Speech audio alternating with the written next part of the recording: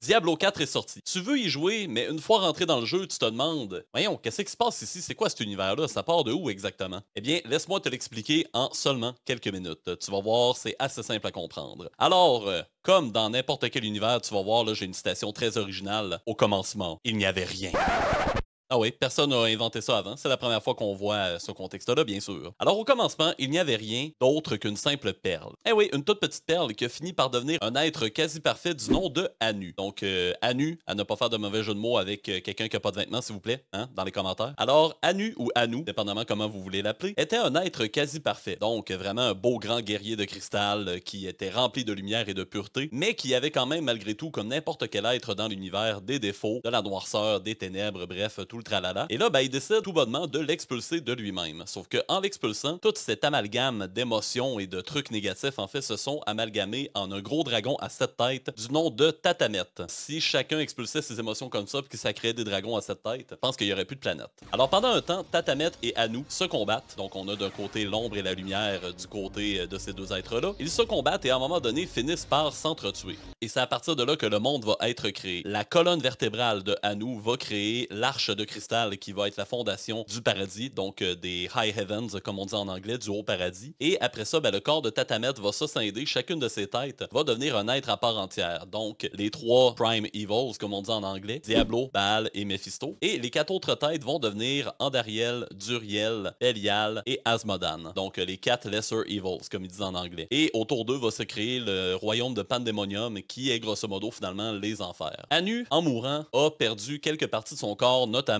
un de ses yeux. Et cet œil-là, il va vraiment être très important parce que ça va être la Worldstone, donc la pierre monde, qui va servir plus tard à créer le monde des hommes. On va y revenir. Et bien finalement, ça va engendrer toute une multitude d'êtres, hein, comme je le disais, avec les démons, les chefs démons. Il va y avoir le conseil des Angiri, donc le conseil finalement des archanges, dans lequel fait partie de Tyrael que tu as vu dans Diablo 2 si jamais tu es un fan de la franchise, et Diablo 3 aussi. Et donc, ce conseil-là et les seigneurs en fait des enfers vont engendrer plusieurs monstruosités ou anges, vont engendrer vraiment des milliers d'êtres. Et ben finalement, ça va créer le paradis et l'enfer qui vont se combattre pour la suprématie de l'univers. Il va se passer vraiment des décennies, voire même des centaines d'années, voire même des millénaires de combats qui ne prennent jamais fin. Et à un moment donné, il y a un des archanges du conseil du paradis, en fait, qui s'appelle Inarius, qui va être un peu fatigué finalement des conflits, qui va se dire que ça mène à rien, ça tourne en rond. Il y a sûrement une manière d'arrêter les conflits et d'être capable justement de s'unir et de faire quelque chose de productif en fait pour autant le paradis que l'enfer. Alors à ce moment-là, il commence à chercher des gens finalement qui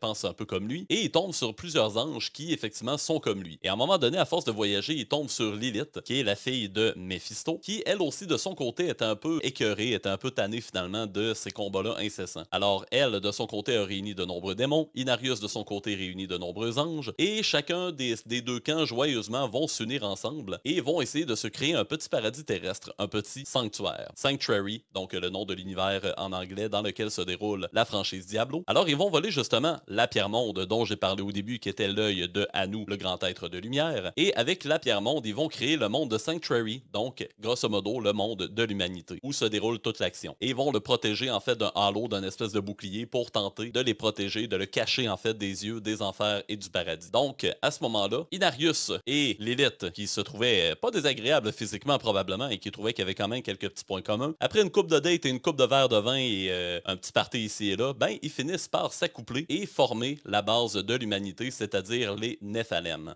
Et il va y avoir plusieurs héros justement, dont un dont on entend parler dans Diablo 4, si tu finis par y jouer, je te vends pas le punch tout de suite, qui revient et donc qu'on va voir apparaître. Bref, plusieurs de ces premiers humains-là vont devenir des grands héros. Et ben, finalement, les Nephalem prospèrent, ils possèdent des pouvoirs autant du côté des anges que des démons, et même ils sont tellement puissants qu'ils finissent carrément par devenir aussi puissants, voire même plus puissants que les anges et les démons réunis. Alors là, ça commence à faire peur justement aux deux camps, et c'est là que la division va commencer. L'élite, de son côté, voudrait former une armée avec ses nombreux enfants, afin d'assaillir autant le paradis que l'enfer et de se créer un petit monde à eux, où ils seraient libres de vivre finalement à travers l'univers, alors que Inarius les trouve trop dangereux, menaçant l'équilibre du monde, et veut tout d'abord les tuer. Alors là, évidemment, les deux personnes ne s'entendent pas, finissent par se combattre, première grande chicane de couple, et je vous dis qu'entre un archange et un démon primordial, les chicanes sont un peu rock'n'roll. Alors ils finissent par se chicaner et finalement se combattre. 4. Et donc, après ça, Inarius va bannir Lilith dans le néant pour tenter finalement de l'emprisonner et l'empêcher finalement de fomenter une guerre en fait entre le ciel, entre le paradis et l'enfer. Le ciel et l'enfer vont finir par apprendre l'existence de Sanctuary et des Néphalem et vont tenter de soit les détruire, soit s'approprier leur pouvoir selon la vision de chacun. Et finalement, ça va mener à ce qu'on appelle la guerre du péché, dans lequel Diablo, Baal et Mephisto vont se faire enfermer et exiler parce qu'ils vont avoir été trahis entre autres par les 4 Lesser Evil. Et finalement,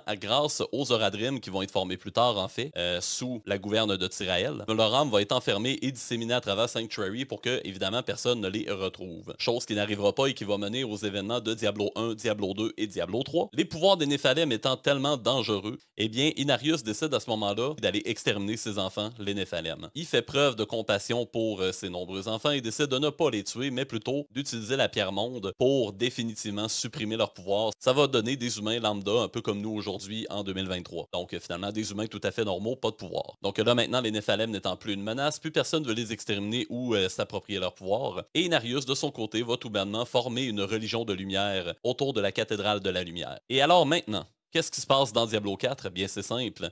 Lilith a été libérée par quelques-uns de ses disciples qui lui étaient restés fidèles à travers les âges, et maintenant qu'elle est de retour, elle veut reprendre son but initial, c'est-à-dire réveiller les Néphalem, former une armée avec eux et assaillir le ciel, le paradis et même Sanctuary, et finalement menacer l'équilibre du monde. Saurez-vous l'arrêter?